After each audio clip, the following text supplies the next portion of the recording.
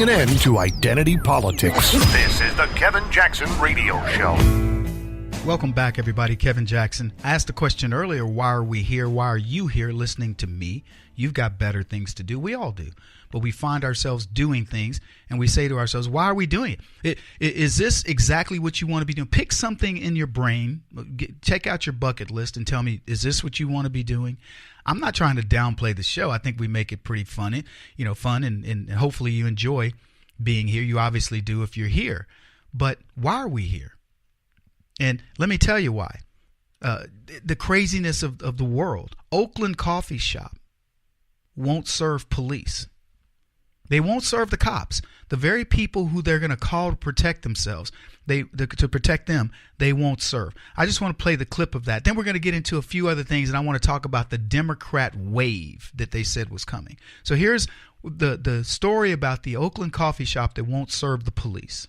How dare this? Hasta Muerte Coffee in Oakland, not far from the mayor's office, will not serve coffee to police in uniform. On their website, they say, we have a policy of asking police to leave for the physical and emotional safety of our customers and ourselves.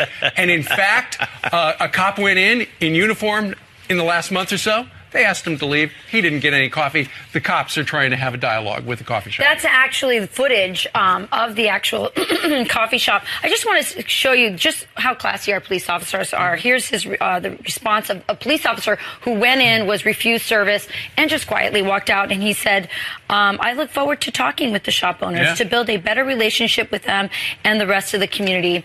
Class act, but I'm incensed about this because, we're forcing bakers to, bake cakes, but, you can do this. When somebody comes into this coffee shop to rob them, who are they going to call? That's exactly. Just Some saying. private security force? Who are they going to call? Your physical and emotional safety is taken care of by the very people you will not serve. So that's just one of the crazy things that we're dealing with. We've got people that put on a uniform, run into harm's way. Oh, one of the crazy things I heard recently was that there was no police or law enforcement officer who would have run into the school in Parkland, Florida, in order to protect those kids. Not a police officer or law enforcement officer. And I'm thinking to myself, whoever said that doesn't know the police and law enforcement people that I know. But I want to move on because I want to get to this Democrat wave. So Joy Behar apologized, for mocking Christians, but she did it privately. Oh, she very publicly said, if you talk to Jesus, if Jesus is talking back to you, you're crazy, aren't you? You're crazy. So that's what she says. And nobody's really holding her responsible for saying something so stupid. In fact, I remember when I heard the clip and then I looked at it, the black chick on there, not Whoopi Goldberg, the cute black chick. By the way, it doesn't matter. She's a leftist. She said, she was like, let me tell you something. There were black people all over this country going, God talks to me. And I can tell you point blank in my life, God talks to me. So, and I'm not insane. I'm far from it, in fact. So there were people who were outraged. Nobody said anything. I want to give you a number to call if you want to complain about this to Oreo, who's one of the advertisers on The View. The phone number is 855-880-7107. But I only bring this up in order to explain how detached these people are. So we've got an Oakland coffee shop run by leftists who say, I don't want to serve police. And the owner says, well, even though I'm getting a lot of hate mail, it's not coming from my community. So this owner of the coffee shop believes that he or she has done the right thing in not serving police. Fine. Joy Behar offends Christians around the world. By the way, we still are the largest religious group on the planet. I know it's hard to believe because, Islam has just made such inroads. But Joy Behar offends millions, billions of Christians with her statement with nothing. And Disney, who owns the show, comes out and says, well, she apologized. She called Vice President Pence and apologized. Do you buy it? I don't buy it. I don't think for 1 second Joy Behar gives a crap. But here's where I want all this to go. The so-called Democrat wave that they said was going to happen. You can't call what the Democrats did in Texas a ripple, much less a wave. And they remind me, the Democrats that is, remind me of the fat boy who wants to be a Chippendale dancer, but he won't stop eating cake. You know, he's like, I'll get there, but, you know, they're going to have to accept me as I am. He's, you know, gyrating around. So here's the math. O'Rourke, the Democrat Senate candidate, got 641,000 plus votes in the primary. Ted Cruz got 1.3 million votes in the primary. Ted Cruz more than doubled his opponent, but they call it a wave. But I want to read this part. This was in Washington Times. They said, leading up to Tuesday Texas primary, there were hundreds of blaring headlines about Texas turning blue.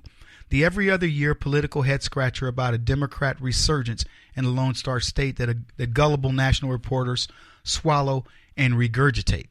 Now, I'm going to tell you something. We can write about this today, but Texas is slowly getting purple. It is intense, and it's intentional. The left are targeting the state of Texas with illegals, and they're trying to do the same platform that they did in Colorado. And there are many people who wouldn't have believed that Coloradans would have, turned their state purple and ultimately blue either. But it is. And now it's the pot-smoking capital probably of the world next to Amsterdam. But this article goes on to say this. We all remember how Wendy Davis would retake the governor's office in 2014, building off the battleground Texas effort. After raising a Democratic record sum of $35 million, she lost by a larger margin than the Democrat nominee had 4 years before. Yeah, but let's look at that in proper context. So now I'm not trying to dissuade you from believing that in 2018 we're going to clean the Democrats' clocks, but I also want to put it in perspective why these things occurred.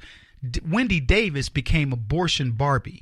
And as they dug into her life, they found out that she had used men to pay for her legal career, dumped her husband, remarried, and became the Barbie of Texas. And they wanted to run her on looks. Same thing that's going on currently in Pennsylvania, where they've got this Marine. The Democrats couldn't care less about the military, but they're touting a Marine over a true public servant in Pennsylvania because he looks good. That's the only reason why. So that's what we have.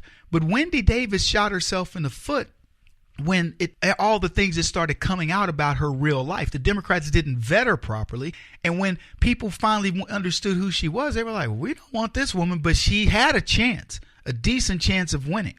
So the article goes on. This year's Turn Texas Blue prognostication cited massive Democratic increases through early voting. And the uninformed observer, no numbers were impressive.